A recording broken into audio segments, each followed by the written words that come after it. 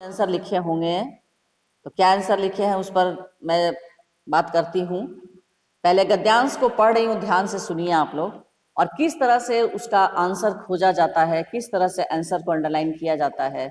जब तक एक दो प्रैक्टिस आप लोग नहीं करेंगे, क्योंकि गद्यांश जो है वो मिलता जुलता हूबहू सेम तो नहीं होना चाहिए, लेकिन जब 40 बच्चे लिखेंगे तो 40 बच्चों का भाव एक होना चाहिए, है ना। भाव में अंतर नहीं होना चाहिए। शब्दों का हेर फेर बेशक हो सकता है, मगर भाव में अंतर नहीं होना चाहिए। ध्यान से सुनिए। जीवन कभी स्थिर नहीं रहता, हमेशा चलायमान होता है। जहां व्यक्ति, समाज या देश आलस के चंगुल में फंसता है, वहीं उसका पतन शुरू हो जाता है। कोई और हमारा पतन नहीं करता है, हमारा आलस ही हमें नरक की ओर धकेलता है। भारत पहले सोने की चिड़िया माना जाता था। इस देश में अध्यात्म और आधुनिकता में कोई विरोधाभास नहीं था। व्यक्ति जब लक्ष्य के साथ जीवन जीता है, तब उसके जीवन में लक्ष्मी आती है। समस्या तब आती है जब व्यक्ति, समाज या किसी देश में आलस भाव आता है। भारत भी इससे अछूता नहीं रहा। भारत के बाद अफगान दुनिया के प्रमुख देशों में स्थापित हुआ। उसके बाद ग्लोब फारस की तरफ घूमा। एक समय था जब संसार में फारस का डंका बजता था। समृद्धि जहां जहां जाती रही, अपने साथ साथ आलस भी ले जाती रही। फारस के बाद यूनान सबसे शक्तिशाली रूप में उभरा। उसे यह स्थान ऐसे ही नहीं मिल गया, उसने यह अपने परिश्रम से प्राप्त किया। लेकिन जैसे ही पैसा आया, यूनान भी भोग विलास और प्रमाद के साये में जीने लगा। प्रमाद का अर्थ कोई बता सकता है? प्रमाद शब्द का अर्थ भोग विलास और प्रमाद नहीं है पता? प्रमाद यानी उदासी के साये में जीने लगा। इस कारण समृद्धि वहां से भी चलती बनी। कभी सुनते थे कि ब्रिटिश राज में सूरज नहीं डूबता। ब्रिटेन के लोगों ने हजारों मील लंबी समुद्र यात्राओं के दौरान खुद को खतरों में डालकर पूरे विश्व में ब्रिटेन का यूनियन जैक फहराया। एक छोटा सा देश ब्रिटेन पूरी दुनिया में अपनी भाषा और सभ्यता के चिन्ह छोड़ गया, लेकिन धीरे धीरे अपने इतने बड़े साम्राज्य को वह संभाल नहीं पाया, क्योंकि उसमें भी भोग विलास और आलस का रोग लग गया। यही है ना बच्चों? हाँ, गद्यांश सही है ना? बोलो यस। अब प्रश्न है, पहला प्रश्न। अब आप लोग जो आंसर लिखे हैं उसके बारे में मुझे बताएंगे। पहला प्रश्न है कि किसी व्यक्ति, समाज या देश का पतन कब शुरू होता है? कोई भी बच्चा बताइए। किसी व्यक्ति, समाज या देश का पतन कब शुरू होता है? किस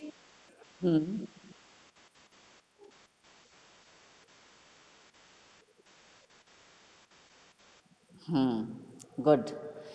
यानी कोई भी व्यक्ति या कोई भी समाज या कोई भी देश, इन तीनों का पतन तब होता है जब वह व्यक्ति या वह देश या वह समाज आलस के चंगुल में फंस जाता है, और वहीं से उसका पतन शुरू हो जाता है।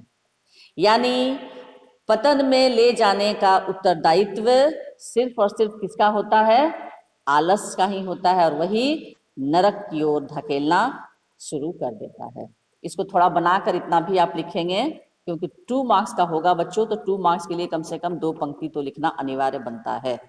ठीक है, बात आई समझ में? कि किसी भी व्यक्ति, समाज या देश का पतन उस आलस के चंगुल में फंसने के कारण होता है, और वहीं से उसका पतन शुरू होता है। क्योंकि उसके पतन होने का कारण मुख्य रूप से उसका आलस ही होता है, जो उसे नरक की ओर धकेल देता है, यानी पतन की ओर ले जाता है। ठीक है, यानी गद्यांश में से ही हम आंसर को ढूंढेंगे, लेकिन उसको लिखेंगे हम अपने शब्दों में। किसी देश में समस्या का जन्म कब होता है? Next question. बताओ, बाकी लोग भी बोलो, देखकर ही बोलना है, देखकर ही बोलो। किसी देश में समस्या का जन्म कब होता है? ये आंसर कहाँ है?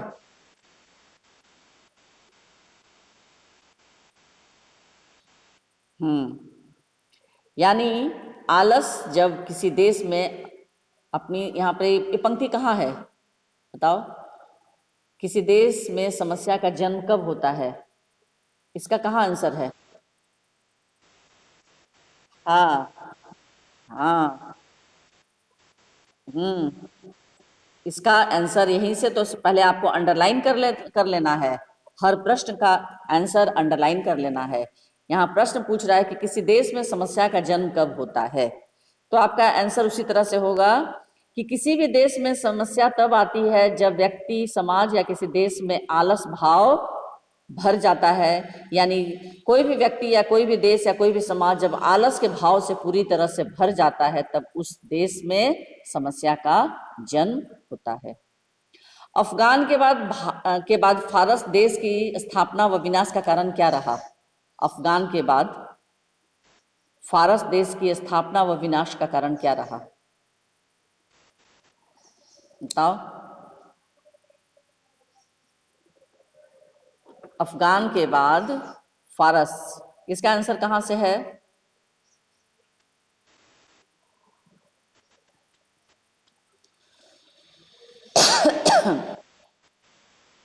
हाँ, एक समय था जब संसार में फारस का डंका बजता था। समृद्धि जहां जहां जाती रही, अपने साथ साथ आलस भी ले जाती रही। यानी अफगान के बाद फारस देश की स्थापना व विनाश का कारण, यानी एक समय ऐसा था कि अफगान के बाद फारस का नाम, यानी फारस का डंका बजता था संसार में। यानी फारस जो है सबसे शक्तिशाली देश के रूप में उभरा। लेकिन उसके विनाश का कारण क्या रहा? आलस। वो समृद्धिशाली तो रहा, लेकिन अपने साथ वो आलस भी लेकर गया, जिसके कारण वह विनाश का भागी बना। यानी वहां भी विनाश।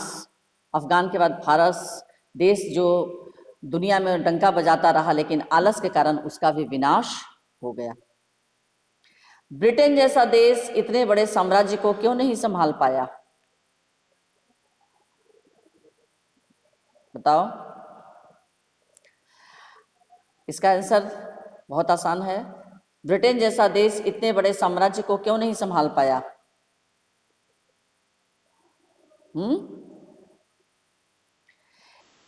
अंतिम स्टंजा में दिया हुआ है, देख रहा है, सबको दिखाई नहीं दे रहा है?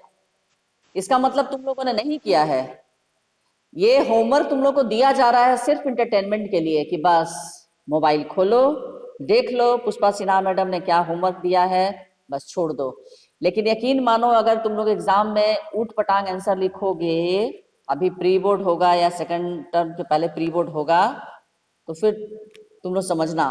और बोर्ड में भी ऊट पटांग लिखोगे आंसर, तो 10 में 10 की संभावना तो मत तुम लोग करना, उम्मीद मत करना कि 10 में 10 आ जाएगा,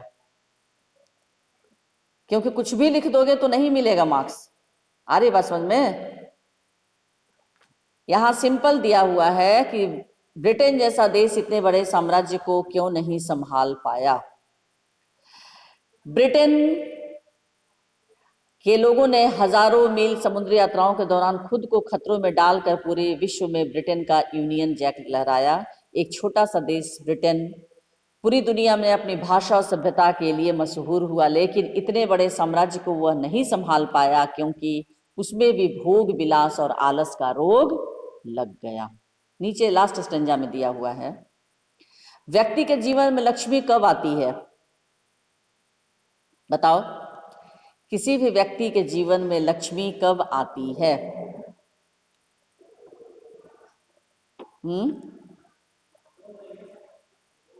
बताओ क्या?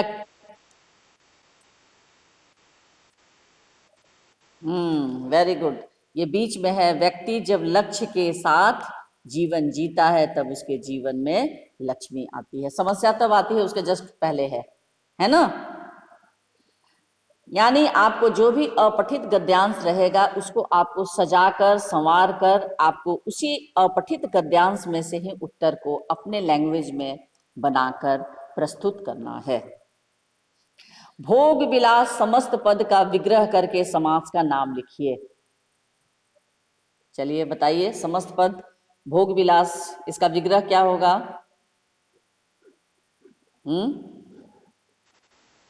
हाँ, कौन सा समास? हाँ हाँ, बोलो बोलो। द्वंद्व समास, बिल्कुल सही। भोग और विलास, विग्रह में और का प्रयोग हुआ और जैसे ही समस्त पद बनेगा और का लोप हो जाएगा।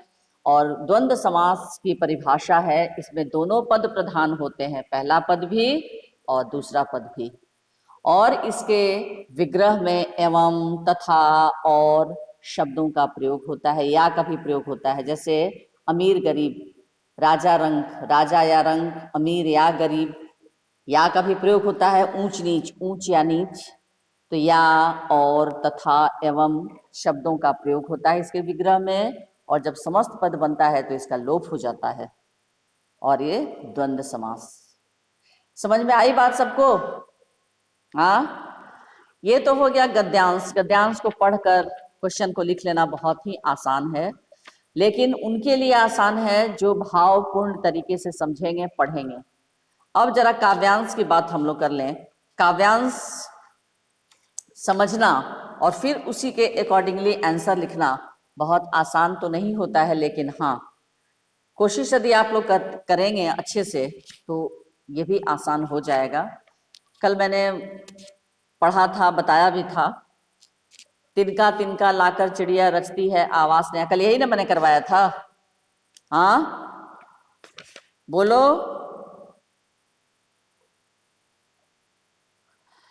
चलिए आज दूसरा एक मैं पढ़ रही हूं, जरा समझिए आप लोग कि क्या मैं बोल रही हूं। ऐसा कीजिए कि इसको ध्यान से पहले सुन लीजिए। मैं लिखवा नहीं रही हूं बल्कि बोल रही हूं, फिर इस पर कविता फिर भेजेंगे, उसको डिस्कस करके आप लोग उसको लिखिएगा। चलिए मैं बोल रही हूं, ध्यान से सुन रहे हो सब लोग? हेलो, सुन रहे हो सब लोग या नहीं? क्या हुआ, जवाब दो। हाँ, मानव देवता न बने, मानव देवता न बने तो भी कोई गम नहीं, मानव दानव न बने यह भी तो कम नहीं। समझ में आया? बोलते जाओ जल्दी, समझ में आ रहा है? मानव मानव देवता न बने तो भी कोई गम नहीं, मानव दानव न बने यह भी तो कम नहीं, मानव देवता न बने सहारा किसी का तो भी कोई गम नहीं, तोड़े न सहारा किसी का यह भी तो कम नहीं, मानव देवता न बने न रोए किसी के लिए तो भी कोई गम नहीं, हंसते को न रुलाए यह भी तो कम नहीं, मानव देवता न बने न उठाए गिरे हुए को तो भी कोई गम नहीं, उठते को न गिराए यह भी तो कम नहीं, मानव देवता न बने तो भी कोई गम नहीं, मानव मानव ही रहे यह भी तो कम नहीं। कैसा है, समझ में आया सबको? हाँ, ये पद्यांश समझ में आ गया? अच्छा, क्या दोबारा फिर पढ़ूं कि समझ में आ गया? बताइए, आ गया सबको समझ में? चलिए अच्छी बात है। अब इसका प्रश्न मैं बोल रही हूं, कवि को किस बात का संतोष है? अब जो आप लोगों ने सुना उसके आधार पर जवाब दीजिए, कवि को किस बात का संतोष है?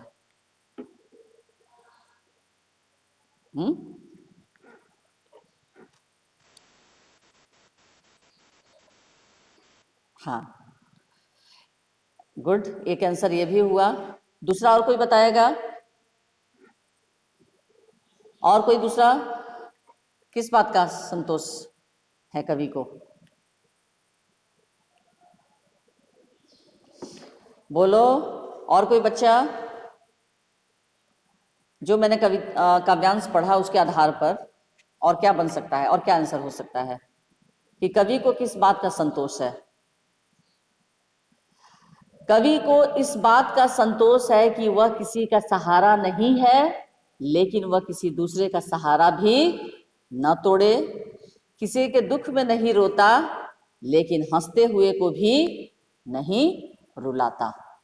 यहाँ पर दिया ही है पूरा कि मानव देवता न बने तो भी कोई गम नहीं, मानव दानव न बने यह भी तो कम नहीं, मानव देवता न बने सहारा किसी का तो भी कोई गम नहीं, तोड़े न सहारा किसी का यह भी तो कम नहीं। यानी किसी का सहारा न तोड़े, अगर कोई दुख में नहीं रोता, किसी के दुख में वह नहीं रोता है तो मत रोए, लेकिन किसी हंसते हुए को भी न रुलाए। मानव देवता न बने, न रोए किसी के लिए तो भी कोई गम नहीं, हंसते को न रुलाए यह भी तो कम नहीं।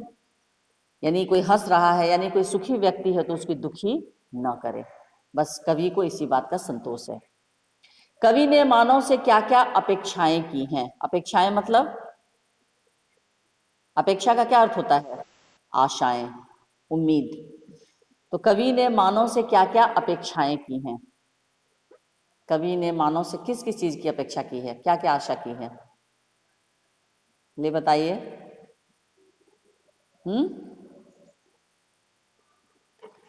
सब लोग मौन क्यों हो जा रहे हो? हाँ, और हाँ, उसके बाद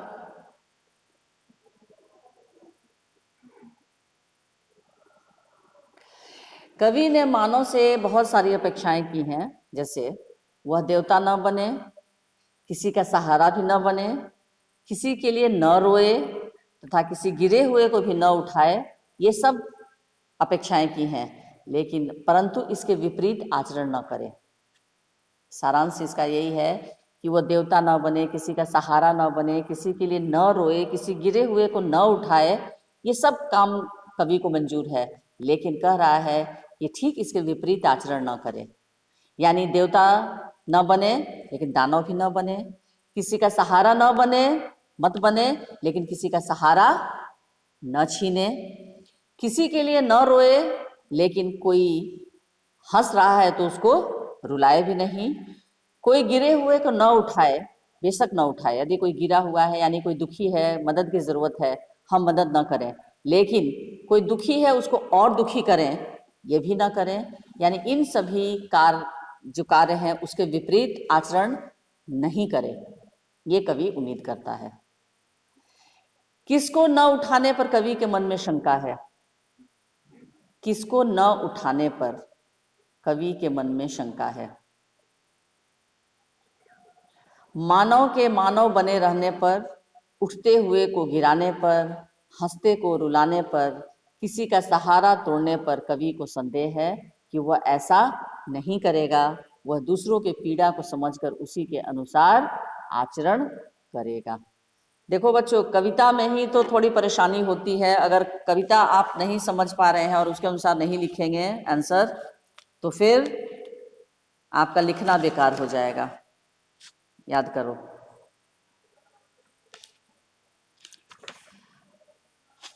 अच्छा, उसके बाद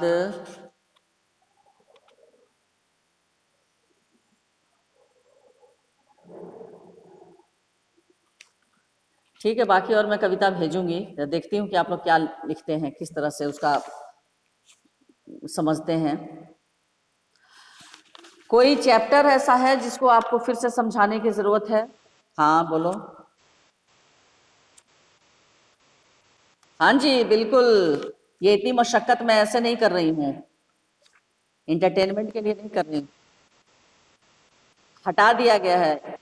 हाँ हाँ, इस बार से फिर जुड़ गया है, अपठित पद्यांश भी जुड़ गया है। एक बार मैं बोली थी, बहुत कुछ बोली थी, लेकिन अब बहुत कुछ बदल गया है ना बच्चों। हाँ, अब इसीलिए तो मुझे ज्यादा चिंता हो रही है कि गद्यांश तो तुम लोग कर लेते थे, लेकिन बीच से में पद्यांश हट गया था और फिर पद्यांश जुड़ गया। इसीलिए ज़्यादा चिंता का विषय है और इसीलिए मैं तुम लोगों को बार बार दे रही हूँ और पूछ रही हूँ, लेकिन कोई सुधार नहीं है। आप लोग को लग रहा है कि मैडम ऐसे ही इंटरटेनमेंट के लिए शायद दे रही हैं, है ना? लेकिन इंटरटेनमेंट के लिए नहीं दिया जा रहा है, ये इस बार से अब रहेगा। तो जो मैं भेजती हूँ उसको तुम लोग करो, जरूरी नहीं कि हूबहू वही आए, लेकिन अगर आप लोग करेंगे तो आदत हो जाएगी, तो समझने में सुविधा रहेगी कि हाँ किस तरह से इसको किया जा सकता है, पद्य को भी, अपठित पद्यांश को। क्या कोई चैप्टर ऐसा है जिसको समझाने की फिर से जरूरत है, या मैं अब ग्रामर का रिवीजन करूं? हाँ हाँ, मैं ग्रामर की ही रिवीजन करती हूँ। चलिए, ग्रामर में मैं चाहती हूँ कि आप लोग का फुल मार्क्स आए, ठीक है?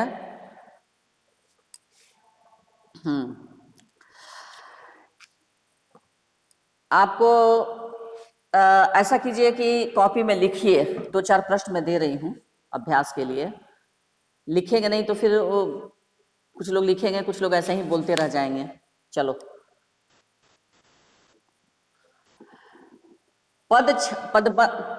पदबंध छांट कर लिखें। कौन कौन पद है? क्रियापद है, संज्ञा पद है, सर्वनाम पद है ना? तो आपको यहाँ पर मैं जो दे रही हूँ, इसमें आपको संज्ञा और क्रियापद और संज्ञा पद को छांट कर लिखना है। तो एक पहला प्रश्न पहले ध्यान से सुन लीजिए। संज्ञा पद छांट कर लिखना है। कमल सोच रहा है। पहला प्रश्न है, कमल सोच रहा है।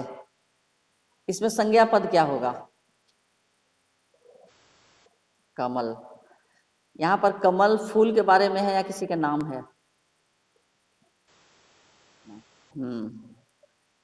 रमेश ने सुरेश को पुस्तक दी, ये वाक्य है। इसमें बताइए संज्ञा पद। रमेश और कोई बच्चा बताएगा कुछ? पुस्तक को क्यों छोड़ दे रहे हो बेटा? हाँ, अभी मैं क्रिया के बारे में नहीं बोल रही हूँ, मैं सिर्फ संज्ञा पद बंद बोल रही हूँ छांटने के लिए। संज्ञा पद तो कौन कौन से संज्ञा पद हो गए? कौन कौन सा शब्द संज्ञा पद हो गया? हाँ, नेक्स्ट, ड्राइवर बस चला रहा है। इसमें संज्ञा पद।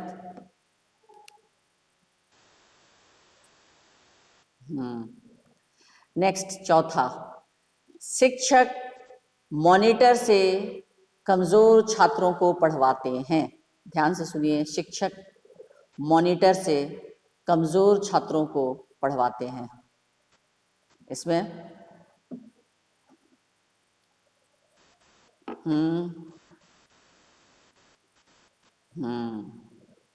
शिक्षक, मॉनिटर और छात्र। गुड। नेक्स्ट, बच्चे कुत्ते को रोटी खिलाते हैं।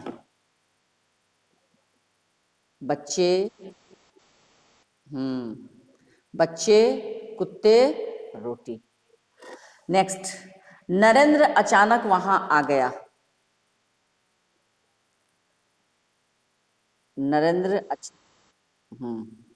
नेक्स्ट, महामुनि वेद व्यास ने भी महाभारत की रचना की थी।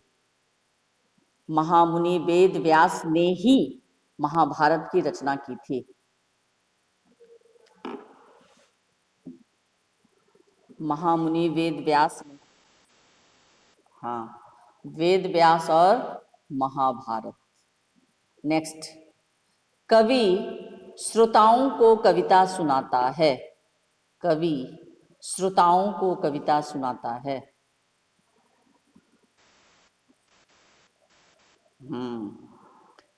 मेरे प्यारे बच्चे, बाकी मेरे प्यारे बच्चे क्या कर रहे हैं?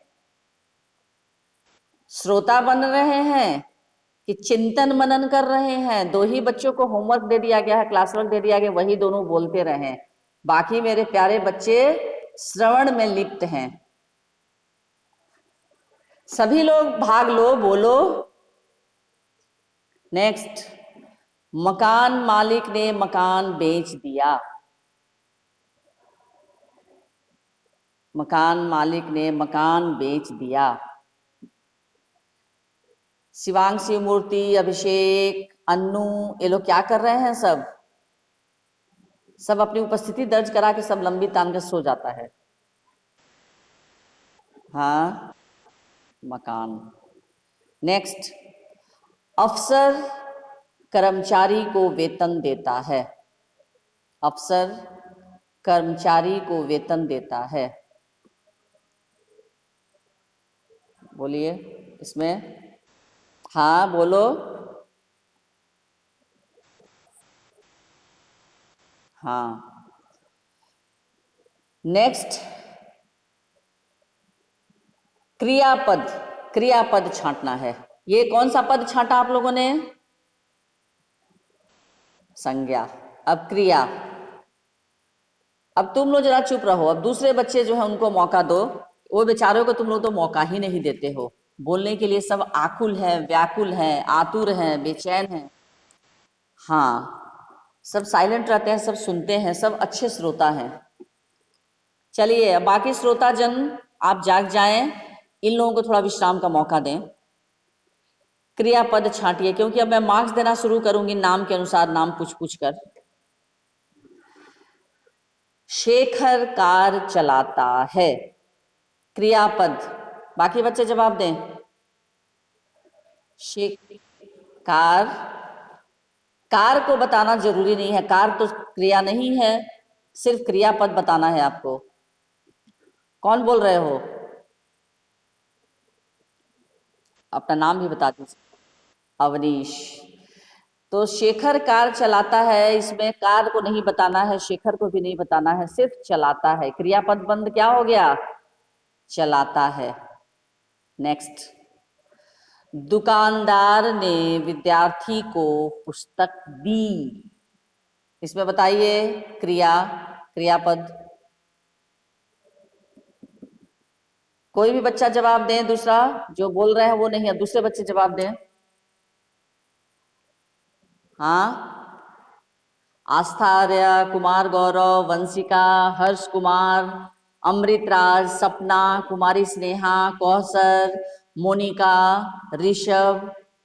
क्या बात है जी, तुम लोग क्यों चुप हो? हाँ, आयुष। हाँ, इस पंक्ति में कौन सा क्रिया शब्द है? क्रियापद। दुकानदार ने विद्यार्थी को पुस्तक दी। ऋषभ, कौन सा पद है बोलो? दुकान। हाँ, तो इतना वक्त क्यों लगता है बेटा जवाब देने में? दुकानदार ने विद्यार्थी को पुस्तक दी, यहां क्रियापद हो गया दी। Next, Monica, can you hear me? Monica, Monica नहीं सुन रही है? हाँ, हम लोग आम खा रहे हैं, इसमें क्रियापद बोलो। हम लोग आम खा रहे हैं, क्रियापद। जल्दी बोलो। मोनिका, जवाब दो। क्या हुआ? क्रियापद क्या है इसमें? हम लोग आम खा रहे हैं में इतना वक्त क्यों लग रहा है? हाँ, सब लोग अपना अपना मोबाइल उठाकर फेंक दो, माइक नहीं काम कर रहा है। फेंक दोगे तो काम करने लगेगा। Next, question number 4। वह प्रतिदिन कई किलोमीटर दौड़ता है। ऋषभ सिंह, जवाब दो। वह प्रतिदिन कई किलोमीटर दौड़ता है। ऋषभ सिंह, क्रियापद बंद बताओ कौन सा शब्द होगा?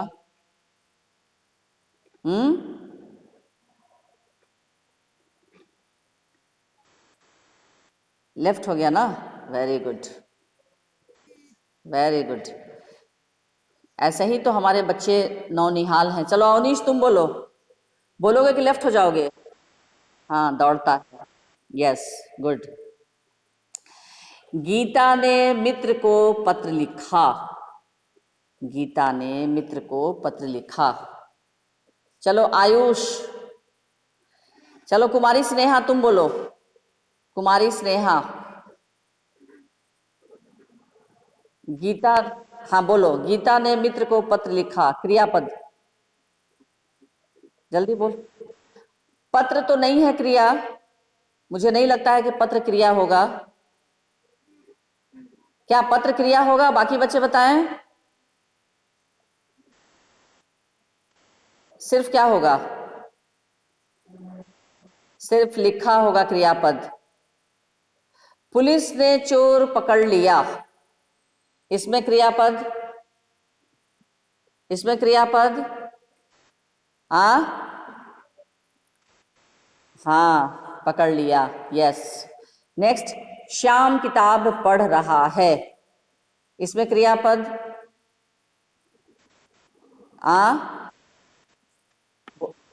पढ़ रहा है, यस। माली ने मुझे आम खिलाए, इसमें क्रियापद, खिलाए, यस, हाँ। मैंने लता को नृत्य सिखाया, इसमें, हाँ सिखाया। नेक्स्ट, सेविका नदी से जल लाती है, लाती है, यस। दूसरा इंतजार में है कि जल्दी से वो बोले तो पीछे से हम भी कुछ बोलें, इंतजार मत।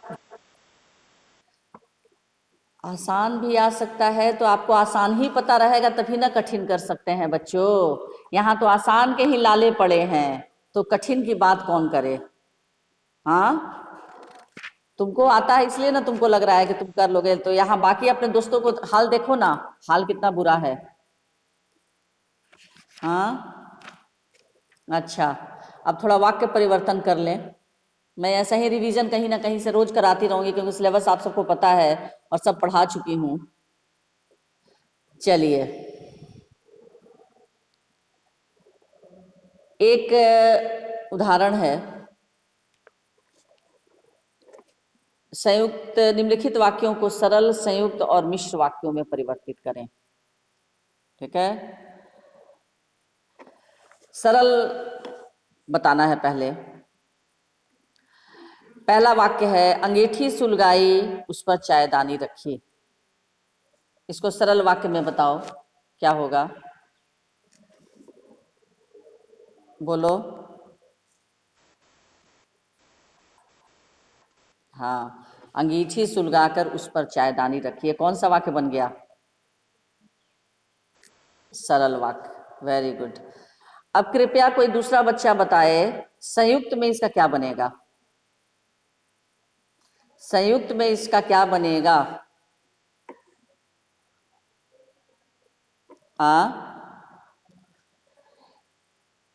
अंगीठी सुलगाई पूर्ण विराम उस पर चायदानी रखी, इसका संयुक्त वाक्य में क्या बनेगा? कोई भी बच्चा जवाब दो इसका।